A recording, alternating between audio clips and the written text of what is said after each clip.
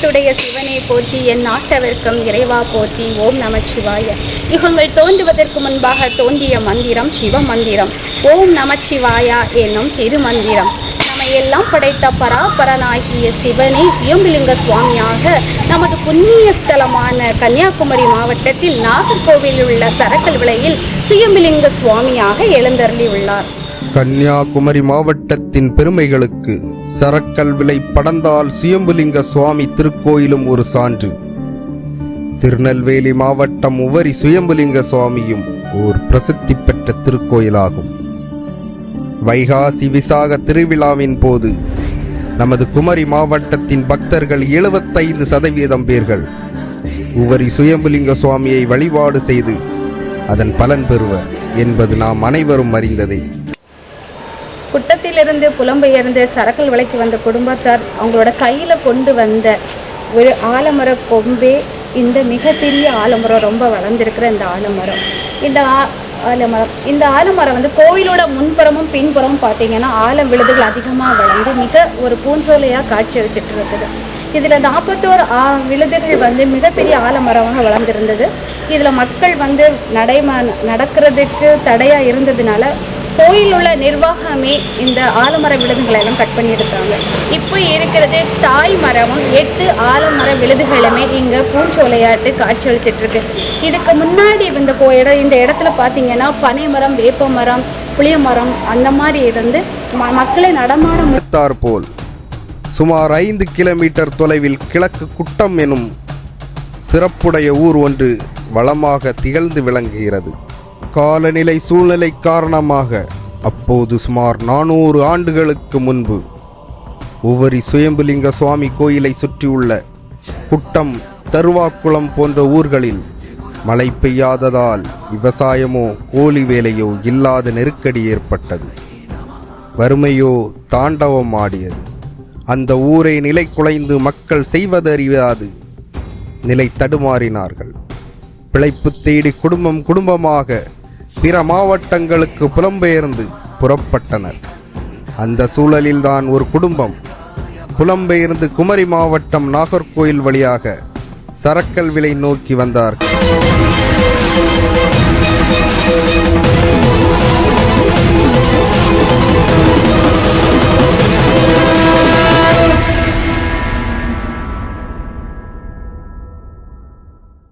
குட்டம் கடந்து துயர நினைவுகளுடன் உவரி வந்தனர். அங்கு சுயம்புலிங்க சுவாமியை தரிசித்துவிட்டு சற்று களைப்பாறிய பின் சுயம்புலிங்க சுவாமியின் நினைவாக அங்கும் ஒரு திருப்பிடிமண் எடுத்து கற்பனை சிறகை விரித்து பறந்து வர மேல உவரி என்னும் ஊர் வந்தடைந்தனர். ரோட்டோரம் பெரிய அடர்ந்த ஆலமரங்கள் நிழல் தந்து அவர்களுக்கு ஆறுதல் கூறியது. ஊன்றுகோலாக ஆலம் கொப்பை வெட்டி ஊன்றுகோலாக்கி மெல்ல மெல்ல நடந்து துயரங்களை கடந்து கீழ சரக்கல் விளை எனும் ஊர் இரவு 8 மணி அளவில் வந்தடைந்தனர். அன்றோ வெள்ளிக்கிழமை. சோகத்திற்கு மேலும் சோகமூட்டும் வண்ணம் மழை பெய்தது. மழை என்றால் அது மழை அல்ல, அது பலம் வாய்ந்த மரங்களை வேரோடு சாய்க்கும் புயல் மழையானது. பசி ஒரு பக்கம், புயல் மறுபக்கம். நிலைத்தடுமாறிய அந்த குடும்பத்தினர் ஐயா சிவனே, அம்மா ஆனந்தவள்ளி, அம்மா என்று உரக்க கத்தினர். என்னம்மா உன் சோதனை? வேதனை தீர இங்கு வந்த பின்பும் புதிய சோதனை. இந்த இரவில் எங்கள் குடும்ப உறவுகளை இங்கே எப்படி கண்டுபிடிப்பது என்று மனம் நொந்தனர். வெளிச்சத்தை காட்ட இடியும் மின்னலும் மாறி மாறி போட்டி போட்டு இவர்களை வாட்டி எடுத்தது. மின்னல் வெளிச்சத்தில் நிலத்தாங்கள் ஒன்று கண்ணுக்கு தென்பட்டது. உங்க பேரு? சுயம்பராஜன், சி. சுயம்பராஜன். இந்த கோயிலை பற்றி உங்களுக்கு எவ்வளோ நாளாக தெரியும்? நீங்கள் எவ்வளோ நாளாக இங்கே பணியோட செஞ்சுட்டு இருக்கீங்க? இந்த கோயிலில் நடந்த சில எனக்கு 65 வருட காலமாக இதனுடைய இது. ஏன்னா இந்த கோயிலில் எங்கள் தாத்தா பூஜை பண்ணியிருக்காங்க, எங்கள் அப்பா பூஜை பண்ணியிருக்காங்க. பிறகு எங்கள் அப்பா காலத்துக்கு பிறகு நான் ஒரு 22 வருஷம் பூஜை பண்ணியிருக்கேன். முதலாவது இந்த கோயில் ஒரு ஓட்டு பணியாக தான் இருந்தது. உருவாக்கப்பட்ட தல வரலாறு என்ன? திருச்சிற்றம்பலம். தென்னாடுடைய சிவனை போற்றி எல்லா வல்ல ஆதிமூல கணபதி பகவானுடைய கருணையாகும். நான் என் அப்பா சிவலிங்க சிவபெருமான் மீது கொண்டிருந்த பற்றின் காரணமாகவும் அடியனுக்கு ஒரு இந்த பூமியினுடைய அந்த ஆலயத்தினுடைய தல வரலாறு எனக்கு கிடைக்கப்பட்டது. அந்த வரலாறு என் தாத்தா தந்தை இவர்கள் பூஜை கொண்டிருக்கப்படுகின்ற காலத்தில் ஏடு வாசிக்கக்கூடிய ஒரு பழக்க வழக்கம் அவர்களுக்கு இருந்தது. அப்போ அதில் அந்த ஏடுகளில் நான் சும்மா இதெல்லாம் இனி தேவையில்லை என்று பார்க்கின்ற பொழுது அதில் ஒரு சிறிய குட்டி ஏடு, அந்த குட்டி ஏடை எடுத்து பார்க்கின்ற பொழுது சுயம்புலிங்க சுவாமி கோவில் தல வரலாறு என்று இருந்தது. அப்போ அது பார்க்கின்ற பொழுது அதை எடுத்து நான் நிமிர்த்து சரியாக நமக்கு இந்த ஏடில் உள்ள பிரச்சனை தெரியாது, ஏடு வாசிக்க தெரிந்தவர்களிடம் கொண்டு நான் இதை காட்டுகின்ற போது இதை நிர்வாகம் பண்ணியவர்கள் பெரிய பெருமாள், இந்த ஆலயத்தில் பெரிய பெருமாள், இந்த கார்வியத்த பூர்வீகத்தினுடைய இந்த ஆலயத்தினுடைய மூத்த தலைவர் பெரிய பெருமாள். அதுக்கு பிறகு அவருக்கு மகன் செண்பக பெருமாள். அவருடைய ஆதரவு பேரிலும் சின்ன நாடார், தங்க நாடார், அதற்கு பின்ன குமார மார்த்தாண்டன், இப்போது ஸ்ரீகிருஷ்ண பெருமாள் தலைவராகவும், நவாப்நாதன் செயலாளராகவும், சிவகுமார் பொருளாளராகவும் மற்ற பொதுமக்களுடைய ஆதரவின் பேரில் இந்த ஆலயம் மிக சிறப்பாக நடைபெற்று கொண்டு வருகிறது. அப்போ அந்த ஏடுல என்ன சொல்லப்பட்டிருந்தது என்று சொன்னால், இதெல்லாம் இந்த ஒரு காலத்துல நம்மளோட ஒவ்வொரு சுயம்புலிங்க சுவாமி கோயிலுக்கு கலக்க குட்டம் என்ற ஊர். அப்போ அந்த குட்டம் என்ற ஊர்ல இவர்கள் புலம்பெயர்ந்து சரக்கல் வலைக்கு வந்த குடும்பத்தார் என்ன செய்யிருக்காவோ அங்கிருந்து மக்களுக்கு தொல்லை கொடுக்க முடியாமையும் இடம்பெயர்ந்து இனி இங்க வந்துடணும், சரக்கலையில் ஏதோ ஒரு குடும்பம் அங்கே இருந்து அப்ப இவர்கள்லாம் இடம்பெயர்ந்து குட்டத்தில் உள்ள அம்மன் வந்து ஆனந்தவல்லி அம்மா, அது ஒரு குல தெய்வம். அங்கிருந்தும் கொஞ்சம் மண்ணை எடுத்துக்கிட்டு நேர ஓதி பக்கம் வரிசையில ஓதி சுயம்புலிங்க சுவாமியை வந்து தரிசனம் பண்ணிக்கிட்டு அங்கிருந்தும் கொஞ்சம் மணலை எடுத்து நேர மேல ஓதி பக்கமா வருகின்ற போது இவர்கள் கையில ஊனுவதற்காக ஒரு ஊன்றுகோலை கையில் இந்த ஆலகுப்பம் வச்சு கையில வெட்டி வந்திருக்கிறார். அப்படி வருகின்ற போது இந்த வறட்சியில கீழ சரக்கல் வலையில் வருகின்ற பொழுது இரவு 9 மணி நல்ல மழை. அப்ப மழையில அந்த காலத்துல வழிபோக்கர்கள் நடந்து போவதற்காக ஒவ்வொரு இடத்துல படுப்பதற்காக சில இதுகள் கட்டி வச்சிருப்பாங்க, இடம் தாங்கல்கள் கட்டி வச்சிருப்பாங்க. அது போல கிளசற்களில் ஒரு தாங்கல் இருந்தது. இந்த கடுமையான மழை வந்த உடனே அதுல அவர்கள் இளைப்பாறிக்கிட்டு ஒரு 10 நிமிடங்கள் கழித்து மழை நின்ற உடனே இந்த ஆரம்பப்புக்களெல்லாம் வச்சுக்கிட்டு அதை தூக்க முயன்றிருக்கிறார்கள். அதை தூக்க முடியும், தூக்க முடியல. ஈசாக நான் ஊனி வந்தவர்களுக்கு தூக்க முடியல. அப்ப அதுல இருந்து ஒரு அம்மா மேல ஒரு ஆராதனை போல வந்து, நான் ஓதில இருந்தே வந்துட்டு இருக்கேன், இந்த ஸ்தலத்துல உனக்கு சொந்தமான ஸ்தலத்துல கொண்டு என்ன ஊனி போட்டுறேன்னு சொன்ன உடனே நேர சரி அதே போல் சொன்னே போல அந்த வாக்கு கொம்பி இறங்கி சொந்தக்காரலாம் சொல்லிட்டு நைட்லேயே நல்ல மழை கொஞ்சம் லேசாக தூரல் இருக்கிற சமயத்தில் வெட்டி அந்த ஆலமரத்தை வச்சுக்கிட்டு இவர்கள் என்ன செய்தாவ போயிட்டாங்க. அப்ப அன்று இரவே ஓதிலிருந்து ஒரு வெள்ள குதிரையின் மீது ஒரு பிராமணர் மாதிரி ஒரு ஆள் வந்து இங்க இறங்கி, நான் ஓதிலிருந்தே வந்திருக்கேன், எனக்கு ஒரு ஓலை நாட்டி இந்த இடத்துல எனக்கு ஒரு பூஜை பண்ணு, இந்த பூஜைக்குரிய செலவுக்குரிய படிக்காசியை நான் தருவேன் சொல்லியிருக்காங்க. அது மாதிரி படிகாசு கிடைச்சிருக்கு.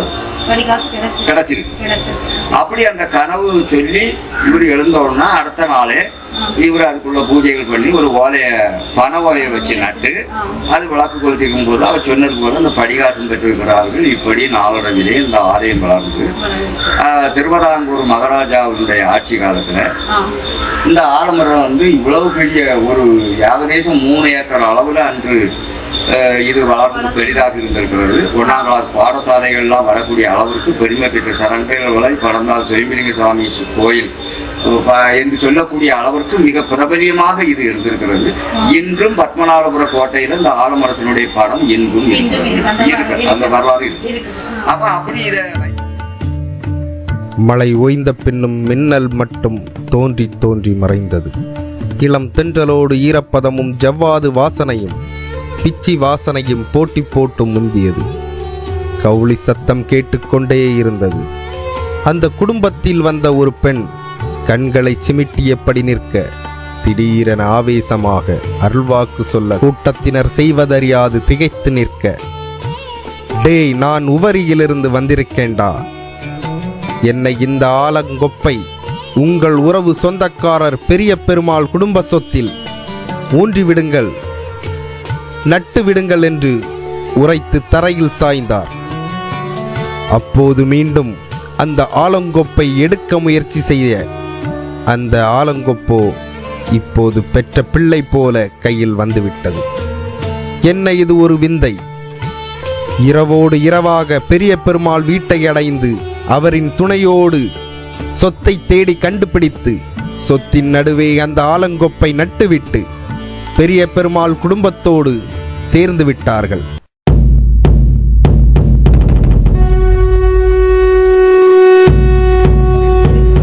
அப்படி இதை வைத்து முதலாவது குடும்பத்தார் மூலவர் அந்த பெரிய பெருமாள் என்ன செய்தார்னா ஒரு தர்மசாஸ்தாவை சிலையாக பாவித்து கல்மண்டபத்தாலே கட்டி ஆலயம் அமைத்து வழிபட்டு தர்மசாஸ்தா தான் இங்க வச்சு வழிபாடு.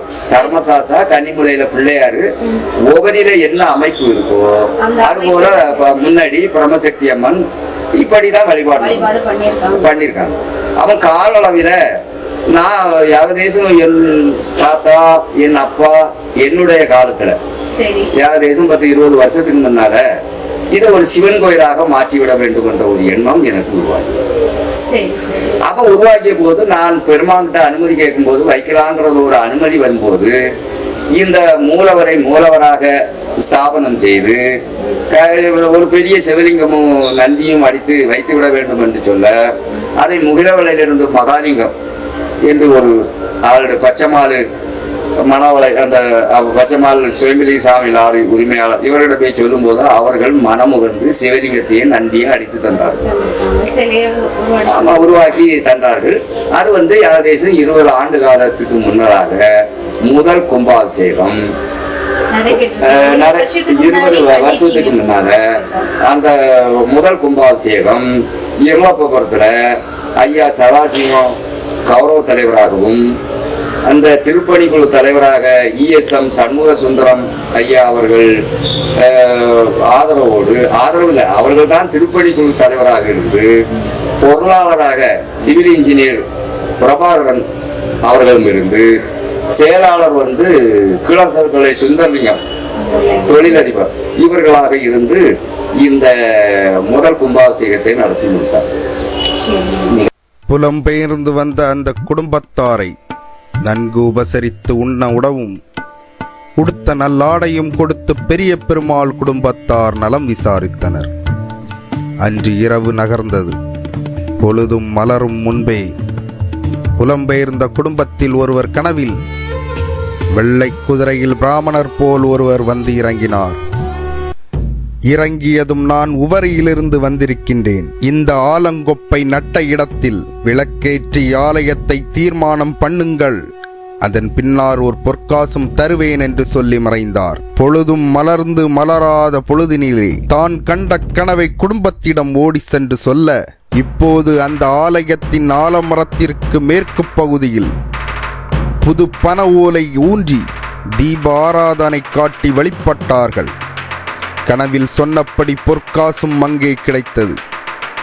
கனவும் பலித்தது. சொன்னது சொன்னபடி நடந்தது. மனம் சந்தோஷத்தில் பொங்கி துள்ளி குதித்தனர். தீப ஆராதனை நடத்திய அந்த இடத்தில் பெரிய பெருமாள் கல் மண்டபம் கட்ட ஆசைப்பட்டார். கற்சிலை உருவாக்கி வழிபட அவர் மனம் துடித்தது. இரவும் பகலும் தூக்கத்தை மறந்து ஆலய சிந்தனையில் சிறகடித்து பறந்தார். பெரியவர்கள் நல்லவர்கள் நல்லது மட்டுமே சிந்திப்பார்கள் என்பதை நிஜமாக்கும் பொருட்டு நாளடைவில் தர்மசாஸ்தா கற்சிலையை நிறுவி தந்திரிகளால் மந்திரங்கள் ஓதி பிரதிஷ்டை செய்யப்பட்டு கருவறை கல் மண்டபமும் மற்றப்படி முன் மண்டபமும் ஓட்டுக்கூரையும் சரி செய்து வழிபாடு சிறப்பாக நடைபெற்றது. ஓகே, இந்த சிவலிங்கம் நந்தியும் செய்து மயிலாடியிலே வழக்கம்பாறை என்ற இடத்திலே இருந்தது. அப்போ அடித்து கொஞ்ச நாள் அங்கேயே எடுக்க முடியாத அளவுக்கு பண சிக்கலின் காரணமாக அங்கே அப்படியே இருந்து விட்டது. ஆமாம், அப்படியே அப்படி சிகிச்சை பண்ணாமல அங்கேயே இருந்து விட்டது. அப்போ நான் சண்முக சுந்தர அண்ணாச்சிட்ட போய், அண்ணாச்சி இப்படி இருக்கு, என்ன செய்யலாம் அப்படின்னு நான் ஆலோசனை பண்ணும்போது இந்த சிலையை அடித்து வைத்தேன் அந்த நபர்கிட்ட போய் அங்கிருந்த நந்தியானது நேர அவருக்கு வீட்டில் போய் நான் அங்கே இருந்து கஷ்டப்பட்டுக்கிட்டு இருக்கேன். அது ரெண்டாவது அப்போ கஷ்டப்பட்டுக்கிட்டு இருக்கேன். என்ன இங்கிருந்து நிச்சயமாக எடுத்து இது பண்ணியிருந்தாங்க அவருடைய கணவரை சொன்னதும். ரெண்டாவது அது மிக தீவிரமாக ஐயா சண்முக சுந்தரம் ஐயா அவர்கள் மிக தீவிரப்படுத்தி திருக்குறள் தலைவராக இருந்தவர் அங்கிருந்து கொண்டு வந்து இந்த நெல்லுக்கு வைக்கப்பட்டது. நெல்லுக்கு தண்ணீருக்குள் வைக்கப்பட்டது. நெல்லுக்குள் வைக்கப்பட்டு அதில் ஒரு குறிப்பிட்ட காலம் தான் இருக்கணும். 2 மாதம் வரும்போது என்னதோ ஒரு 41 நாள் தான் இருக்கணும். அது தாண்டியதும் நெல்லில் இருக்க முடியாமல் நெல்லுக்குள் இருந்து ஒரு காலமாடாக எழுந்து இந்த நந்தி அடித்து வைத்த மகாலிங்கத்தின் வீட்டின் முன் போய் நின்னோன்னா அவர் இரவு மணி 3 மணிக்கு மேலே அவர் உறக்கமே இல்லாமல் 5 மணிக்கு என்ன தட்டி இப்படி நீர் அழகாக உறங்கிட்டு இருக்குது, எனக்கு உறக்கம் இல்லை என்று சொல்லி 5:30 மணிக்கு அவரையும் நானும் என்னையும் கூட்டி கொண்டு நேர சண்முக சுந்தரம் ஐயா வீட்டில் போனதும் இந்த அற்புதத்தை சொன்னோன்னும் அவர்கள் இருவருமாக கெட்டி பிடித்து ஆனந்தப்பட்டு இருவருடைய பணத்தையும் உண்மையிலே மனமுகந்து செலவு செய்தார். பொதுமக்கள் பிரித்தது ஒன்று, தன் கையில் இருந்த பணத்தை செலவாக்கியது ஒன்று மகாலிங்கம், ஒன்று ஐயா சண்முக சுந்தரம் ஐயா, ஒன்று பச்சைமாலவர்கள். இவர்கள் 3 பேருமே சேர்ந்து எடுக்கின்ற இடத்துல அன்னதானம், இங்கே வைக்க இடத்துல அன்னதானம். பிறகு ஒன்றுமே எங்களுக்கு கஷ்டம் இல்லை, மிக ஈஸாக கொடுக்கின்றவர்கள் எல்லாம் பணத்தை கொடுத்தார்கள். எப்படி கும்பாபிஷேகம் நடந்தது, எப்படி நடந்ததுன்னு தெரியல. அவ்வளவு அற்புதத்தை எங்களுக்கு காட்டியனால்தான் அந்த கும்பாபிஷேகம் ரொம்ப சிறப்பாக இன்னைக்கு நடைபெற்றுக்கிட்டு இருக்குன்னு சொன்னா அது இன்னைக்கு உண்மையிலே இன்னைக்கு நம்ம குமாரமாத்தா எங்கள் அண்ணன் மார்த்தாண்ட அண்ணன் இருக்கக்கூடிய காலத்திலையும் சரி, இப்போ ஸ்ரீஸ்வர பெருமாள்லாம் இருந்த காலத்திலையும் சரி, இப்போ தம்பி நவாப்நாதன் இருக்கக்கூடிய காலத்திலையும் சரி, ஐயா கங்காதர ஐயா இருந்த காலத்திலையும் சரி, அது உண்மையிலே சுவாமி இருந்து அவர்களுக்கு அருள் புரிந்து அவர்களுடைய உறுதுணையோடு தான் இதை வழிநடத்தி சென்றார். அந்த அளவுக்கு அவர் நமக்கு ஆதரவாக இருக்கிறார். எங்க தவறு நடக்கிறதோ அந்த இடத்தில் அவர் நின்று தட்டி கழித்து, தட்டினா அது என்ன சொல்றது, அதுக்குள்ள பரிகாரங்களை கொடுத்து மீண்டும் தவறு செய்யாத அளவுக்கு மிக சிறப்பாக இருந்து அவர் எங்களுக்கெல்லாம் செயல்படுத்தி எங்களை அமைதியாக கொண்டு செல்லும். எந்த சஞ்சலமும் இன்று வரை இல்லாத அளவுக்கு அமைதியாக இன்னைக்கு கொண்டு போயிட்டு இருக்காருன்னு சொன்னா சுவாமியினுடைய அருள். இங்க வழிபாடு பண்றவங்களுக்கு என்ன விதமான அதிசயங்கள் அப்பதான் நடந்திருக்கு அப்படின்னு சொல்லி. இப்போ நாமெல்லாம் சின்ன பையனா இருக்குச்சுல, எங்க தாத்தா இசைக்கு அடிமை பூஜை பண்ணி எங்க அப்பா சிதம்பரம் நாடார் பூஜை பண்ணி இருக்கக்கூடிய காலத்துல இங்க இருந்து காவடி எடுத்து ஓவதிக்கு கொண்டு செல்வோம். அப்போ ஓவதிக்கு கொண்டு செல்லும்போது இதுல ஒரு கிணறு குளிச்சுட்டு அந்த ஆள் 41 நாள் இங்கே தான் இருப்பார். பண்டிகுடி இருக்கிற என்ன ஊர்ல ராமலிங்கன்னு சொல்லக்கூடிய ஆள் 3 தடவை காவடி எடுத்துருக்காரு. அப்ப நானும் அந்த சமயத்துல அவள் கூட என்ன கிடைக்கும், சாப்பாடு கிடைக்கும்ட்டு நான் கூட படுத்துக்குவேன். அப்ப இவரு என்ன செய்யிருக்காரு, இந்த பூஜை அந்த காவடி எடுக்கக்கூடிய ஆளு கொஞ்சம் பசி வந்தோம்னா ஏகதேசம் ஒரு வாரத்துல வச்சு பச்சை அரிசியை வச்சு ஒரு பக்குவமா அந்த சிறுபேர் வச்சு இப்படிதான் அந்த சாப்பாடு நடக்கும். இவர் என்ன செய்தாரு, அடுத்த நாள் ஒரு மாங்கனி ஏதோ அடுத்த நாளைக்குள்ளதான் எடுத்து இவர் சாப்பிட்டாரு. பசியில் சாப்பிட்டு படுத்துட்டாரு. அடுத்த நாள் போய் இவர் நான் பூஜை பண்ண போகிறேன், எங்கள் தாத்தா எங்கள் அப்பா போயிருக்காரு. போச்சில் இவர் எந்திரிச்சு, இவர் அந்த காவடி எடுக்கக்கூடிய ஆள் எந்திரிச்சு வச்சுட்டு ஒரு நாகப்பாம்பு. அந்த நாகப்பாம்பு ஏன் இவரை என்னம்மா இப்படி இருக்குன்னு சொன்னால், அது இந்த நிறைய அவருக்கு உணர்த்திருக்கு. இந்த நேற்றுக்கு இப்படி அவர் அளவுக்கு மிஞ்சி அந்த ஆகாரத்தை சாப்பிட்டாருங்கிறத. அப்போ அதுக்கு பிறகு எங்கள் தாத்தா போய் அங்கே உள்ள போய் அதெல்லாம் இப்படி செய்யலாமா, நாங்கள்லாம் தெரிஞ்சும் தெரியாமல் சில விஷயங்களை நடத்திட்டு இருக்கோம், நீங்கள் இப்படி செய்யலாம் எப்படின்னு சொல்லும்போது அதை அப்படியே நின்று படம் எடுத்து ஆடிக்கிட்டு அப்படியே அதை அமைக்கி அப்படியே மூலசானத்தில் போனதை காணலை. இனி அது மாத்திரம் இல்லை, அப்படியே அற்புதங்கள் நடந்திருக்கு. இனி இரவு நேரத்தில் உண்மையிலே அந்த சமயத்துலலாம் லைட்டு கிடையாது. 4 மணிக்கு 3 மணிக்கு தான் அந்த சுசீந்திரத்தில் ஒரு மணி போட்ட உடனே அங்கே வருவாங்க. மணி போட்ட உடனே அங்கே வருவாங்க. வந்த உடனே நாங்கள் டைம் தெரியாமல் நாங்கள் எங்கள் அப்பா கூட வந்துட்டோம். அப்பா கூட வந்திருக்கிற சமயத்தில் அண்ணன் அந்த பாதையில் வரும்போது ஒரு பெரிய அந்த விலையில் ஒரு வார்ப்பு இருக்குது. இங்கே வந்து குத்தம் இருக்குது. அது ஒரு சங்கிலி. இந்த சங்கிலி வந்து பழுப்பு நடத்துல டீயில போட்டு எடுத்தா எப்படி இருக்குமோ, ஏன்னா டைம் தவறி நாங்கள் வந்ததுனால அப்படி நேராக அப்படி இருக்கு. அப்புறம் எங்கள் அப்பா பார்த்துட்டு சொன்னாரு, நம்ம வச்சுட்டு என்ன நீ பயந்துடாத அப்படி படுத்துக்கணும், கொஞ்சம் படுத்தோன்னு தூக்கமும் வந்துட்டு தூங்கி பார்க்கும்போது மணி 4 அப்படித்தான் வரணும். நாங்கள் டைம் தெரியாமல் அன்னைக்கு மணி இனியெல்லாம் ஒன்றும் கிடையாது இல்லையா. அப்போ பார்க்கச்சுல அது கம்ப்ளீட் மறைஞ்சிச்சு. அப்படி உள்ள அற்பங்கள்லாம் நடைபெற்று இருக்கு. இனி அது மாத்திரம் இல்லை, எங்கள் அப்பா இறந்த பிறகு அடியே நான் இதை பூஜை பண்ணிட்டு இருக்கும்போது இந்த 4 மணிக்கு நான் எழுந்திரிச்சு இது மாதிரி வரணும். நான் ஒத்தைக்கிட்டேன். அப்போ வரும்போது அப்பவுமே லைட்டு கிடையாது. ஒரே எங்கெங்கெல்லாம் கொல்லாமரமாக தான் இருக்கும். கொல்லாமரமாக இருக்கும்போது அப்போ எங்கள் மூத்தப்பாய் கூட்டா அவர் அடிச்சுட்டு இருக்காரு. அவருக்கு வேலை இல்லை, நீ போட நான் வாரேன் அப்படின்னாரு. அப்போ இங்கே வந்து பார்க்கறதுல நான் அங்கேருந்து இங்கே வாரேன். இங்கேருந்து வந்து இந்த கோயில் நடையெல்லாம் திறந்துக்கிட்டு இருக்கும்போது அவர் படப்படாணி இங்கே வந்து இருந்து நான் வந்துட்டோம்ல, நாங்கள் எல்லாம் முடிச்சுட்டு வந்துட்டேன் அப்படின்னு சொல்லிக்கிட்டு இங்கே இருந்து கூட யாருன்னு தெரியாது. என் கூட இருந்தேன். எல்லாம் சாதாரண சமயத்தில் பூஜைகள் எப்படி நடைபெறுமோ அதே மாதிரி இதை நடைபெற்று முடிஞ்ச பிறகு நான் எல்லாம் முடிஞ்சிட்டு கோயிலுக்கு வீட்டுக்கு போகிறேன். நீ ஒத்தையில மாட்டிக்கிட்டியான்னு எங்கள் மூத்தப்பா கேட்க. அப்போ நான் மனசில் நினைச்சேன், இறைவா நீ இந்த கோலத்தில் இருந்து எனக்கு ஒரு ஊக்கமும் ஆக்கமும் தந்து இவ்வளவு தூரம் நீ செய்தது தெய்வ புண்ணியம்தான்னு சொல்லி அதை மனசில் நினைச்சு ஆரம்பிப்பேன். சரி, அது மாத்திரம் இல்லை, அன்னைக்கு இருந்த காலத்துலேயும் ரொம்ப சிரமத்தில் உள்ள நிலையில தான் அன்னைக்கு ஓடிக்கிட்டு இருந்து இன்னைக்கு அன்னைக்கு ரொம்ப வருமா காரியங்கள் தான் அன்னைக்கு பெருமான் எந்த ஒரு குறவும் இல்லை, நல்லா வச்சுருக்கேன்.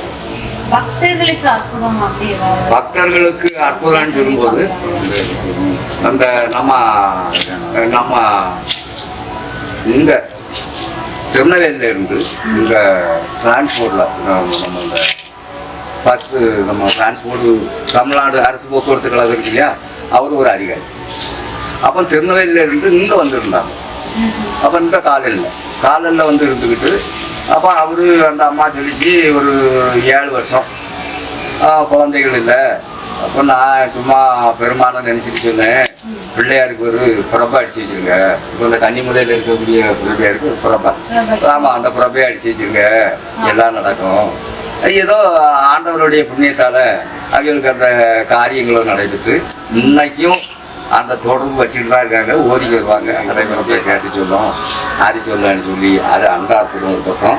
இனி திருமணம் ஆகாத ஆள்களுக்கும் கூட அவருடைய அந்த சமயத்தில் எனக்கு சிவபெருமானுடைய திருவருளாலும் இந்த ஒரு பாட்டு எனக்கு.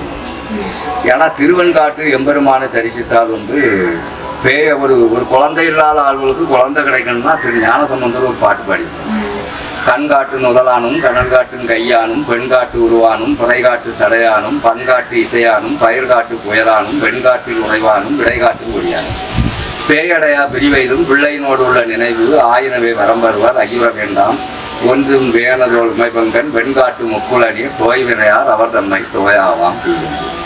இந்த பதிகத்தை யாதேசம் ஒரு 30 நாள் ஒரு உண்மையாக இருக்கக்கூடிய ஒரு நினைச்சி அந்த ஆளை மனமுடிக்கு அதை செய்து இந்த பதிகத்தை பாடினா எல்லா வளங்களும் கிடைக்கும். பேய் பின்னி சூனியம் நடக்கும். கல்யாணம் ஆகாதவர்கள் கல்யாணம் ஆகிருக்கு. தடைப்பட்ட கல்யாணங்கள் நடந்திருக்கு. இந்த 2 பாட்டையும் பாடும். இது ஞானசம்பந்தருடைய பாட்டு. இது நிறைய பேருக்கு இது அனுகூலமாயிருக்கு. இங்கோ அது மட்டுமன்றி நந்தி தேவனின் அற்புதம் மிகவும் மெய்சிலுக்க வைக்கின்றது. புதிய சிலைகள் பிரதிஷ்டை செய்யும் முன் அதனை குறிப்பிட்ட நாள் வரை புது நெல்குவியலுக்குள் வைப்பது வழக்கமான ஐதீகமாகும். படந்தால் சிவலிங்கமும் பெரிய நந்தி சிலையும் 18 கோட்டை நெல்குவியலுக்குள் வைக்கப்பட்டது. சிலைகளை குறிப்பிட்ட நாள் கழித்து வெளியே எடுத்து வைப்பதற்கு நாளாகிவிட்டதாம். அதனை குறிப்பால் உணர்த்திட வேண்டி நந்தி தேவன் காலை வடிவில் இரவு 3 மணி அளவிற்கு ஐயா மகாலிங்கம் வீட்டிற்கு சென்று அவரது கனவில் இனிய குரலில், நான் இன்னும் நெல்லுக்குள் இருக்கின்றேன், நீயோ உறங்கிக் கொண்டிருக்கின்றாய் என நந்தி தேவன் பேசியதை ஐயா மகாலிங்கம் என்னிடம் கூறிய போது என் உடம்பெல்லாம் சிலிர்த்துவிட்டது. உலகில் ஒவ்வொரு செயலுக்கும் ஒரு காரணம் உண்டு. இறைவனின் செயல் எப்படிப்பட்டது என்பது புரிந்துவிட்டதா? மறக்க வைப்பதும் சிவனே, நினைவூட்டுவதும் சிவனே. எல்லாம் அவன் செயல், அவனின்றி ஓர் அணுவும் அசையாது. உவரி சுயம்புலிங்க சுவாமி வைகாசி திருவிழாவிற்கு சுமார் 30 ஆண்டுகளுக்கு முன்பு செல்ல கன்னியாகுமரி மாவட்ட மாட்டு வண்டிகளில்தான் மக்கள் அதிகமாக செல்வது வழக்கம். அதே போன்று முன்காலத்தில் பிற மாவட்டங்களிலிருந்தும் பிற ஊர்களிலிருந்தும் உள்ள பக்தர்கள் தங்கள் மாட்டு வண்டிகளில் வந்து இந்த ஆலயத்தில் தங்கி பொங்கி சாப்பிட்டு இளப்பாரி வழிபாடு செய்ததாகவும், அதுவும் ஊட்டி கொடைக்கானல் போன்று கோடையானாலும் குளிர்ந்த சிவபூமியாகவே திகழ்ந்திருக்கிறது. வைகாசி விசாக திருவிழாவின் போது இந்த ஆலய பக்தர்கள் பால் காவடி, பன்னீர் காவடி, புஷ்ப காவடி என காவடி கட்டி உவரி சுயம்புலிங்க சுவாமிக்கு செல்வது முன்பு வழக்கமாக இருந்திருக்கின்றது. அதன் நினைவாக மூலக்காவடி உட்பட்ட 3 காவடிகள் இதனால் வரையிலும் இந்த ஆலயத்தில் வைக்கப்பட்டுள்ளது எனவும் பெரியவர்கள் பலரும் கூறினார்கள். தோற்றத்தில் 75 வயது மிக்க ஒரு பாட்டியிடம் படந்தால் ஆலயத்தை பற்றி விசாரிக்கும் பொழுது சரக்கல் விலை மட்டுமல்லாது பிற ஊர்களிலிருந்தும் குழந்தை இல்லாத தம்பதியர்கள் இங்கு வந்து சிவனிடம் வேண்டி குழந்தை வரம் பெற்றிருக்கிறார்களாம். அதன்படி பங்குனி உத்திரம் திருவிழாக்களின் போது நேர்த்திக் கடன் தீர்த்ததாகவும் சொன்னார். தீரா நோயில் அவதிப்படும் பலர், மருத்துவர்களால் கூட கைவிடப்பட்ட பலர் இந்த ஆலயத்தில் வந்து சுயம்புவை வெளிப்பட்டு குணமடைந்தார்கள் என்றும் புன்னகை முகத்துடன் மகிழ்ச்சியாக சொன்னார். அது மட்டுமின்றி இதே ஊரில்தான் இந்தியாவின் இஸ்ரேல் தலைவர் திரு சிவன் பிறந்த இனிய பூமிதான் சரக்கல் விளை. குட்டத்து குடும்பம் உவரி வழி வந்ததால் படந்தால் சிவாலயத்திற்கும் படந்தால் சுயம்புலிங்க சுவாமி என்ற பெயர் சூட்டி ஊர் மக்கள் மகிழ்ந்தனர். அது மட்டும் இல்லாம உவரி சுயம்பு சாமியின் வழியாக இங்கு கன்னிமூல ராஜ கணபதியும் பிரம்மசக்தி அம்மையும் இசைக்கியம்மன் சிலையும் வைத்து வழிபட்டிருக்காங்க. இங்கு தர்மசாஸ்தாவும் எழுந்தருளி உள்ளதால் பங்குனி உத்திரம் மிக சிறப்பா இங்க கொண்டாடுறாங்க. ஏன் அப்படின்னா தர்மசாஸ்தா பங்குனி மாதம் உத்திர நட்சத்திரத்துல பிறந்ததுனால இந்த உத்திர நட்சத்திரம் ரொம்ப சிறப்பா கொண்டாடப்படுதுங்க. அந்த சமயத்துல இங்க பட்டை ஓலையில் பாயாசம் வழங்கி வழிபாடு பண்ணியிருக்காங்க. அதுக்கப்புறம் இதை அன்னதானமா மாத்திருக்காங்க. சில வருஷத்துக்கு அப்புறம் மக்கள் எல்லாம் ஒண்ணு சேர்ந்து படந்தால் ஆலயத்திற்கு கும்பாபிஷேகம் கழிக்கணும்னு ரொம்ப விருப்பப்பட்டிருக்காங்க. ஆனா இதுல சின்ன மாற்றம் நடந்திருக்கு. என்னன்னு கேக்குறீங்களா? சிவனின் திருவருளால் ஸ்ரீ தர்மசாஸ்தா திருக்கோயில் சுயம்புலிங்க சுவாமி என்று பெயர் சூட்டி கும்பாபிஷேகம் கழிக்கப்பட்டிருக்குங்க. அது மட்டும் இல்லாம இங்க தர்மசாஸ்தாவுக்கு ஒரு தனி சிறப்பு கோவிலும் கோபுரமும் அமைச்சு அதோடு மட்டும் இல்லாம மனிதனுடைய உடல் அமைப்பின் மூல ஆதாரங்களை மையமாக கொண்டு இங்கு கன்னிமூல கணபதி, மகாவிஷ்ணு, துர்க்கை அம்மன், ஸ்ரீ பாலமுருகன், லக்ஷ்மணன், ராமர், சீத்தை, அனுமன், கால பைரவர், நவகிரகங்கள், மேலும் சிவசக்தி இப்படி எல்லாரையும் வச்சு மனிதனுடல் ஆதார அமைப்புல அமைக்கப்பட்டிருக்கு. சிறப்புமிக்க திருநல்லூருக்கும் இங்கு இருக்கிற படந்தால் சிவ ஆலயத்திற்கும் ஒரு விதமான பொருத்தம் இருக்குங்க. அது என்னன்னா தமிழ்நாட்டில் சிறப்புமிக்க திருநல்லூரில் மட்டும்தான் ஆவுடை லிங்கமும் லிங்கோத்தவரும் ஒரே இடத்துல காட்சி அளிக்கிறாங்கங்க. இன்னும் ஒரு சின்ன விஷயம் சொல்ல விரும்புறேன். திருஞான சம்பந்தருக்கு திருமணம் நடைபெற்ற இடமும் அந்த திருநல்லூர் தாங்க. அந்த திருநல்லூர் முதல் இடமா இருந்ததுன்னா இந்த படந்தார் சிவ ஆலயம் வந்து 2ஆம் இடத்துல இருக்குங்க. ஆமாங்க, இங்கேயும் திருநல்லூரை போல ஆவுடை லிங்கமும் லிங்கோத்வரும் ஒரே இடத்துல தான் காட்சி அளிக்கிறாங்கங்க. அது மட்டும் இல்லைங்க, இங்க முன் வாசல் கோபுரத்தை பார்த்தீங்கன்னா லிங்கத்தின் வடிவிலே அமைக்கப்பட்டிருக்குங்க. இது இந்த கோயிலுக்கு மிக சிறப்புங்க. இங்க சிறப்பு பூஜை செய்ய விருப்பம் உள்ளவர்கள், மேலும் கோயிலை இன்னும் மேம்பாடு பண்றதுக்காக நன்கொடை கொடுக்க விரும்புறவங்க இந்த டிஸ்கிரிப்ஷன் பாக்ஸ்லயும் டிஸ்பிளேலையும் தெரியுற நம்பருக்கு நீங்க கால் பண்ணுங்க. நம்ம காவிக்கொடி தலைவன் யூடியூப் சேனல்ல போடுற ஆன்மீக தகவல்களை நீங்க பார்க்கறதுக்கு சப்ஸ்கிரைப் பண்ணுங்க, லைக் பண்ணுங்க, இன்னும் ஷேர் பண்ணுங்க. உங்களுக்கு உங்க கருத்தை வெளியிடணும்னா கமெண்ட்ஸ் பாக்ஸ்ல நீங்க கமெண்ட் பண்ணுங்க, நான் உங்களுக்கு அதுக்கு ரிப்ளை பண்ணுவேன்.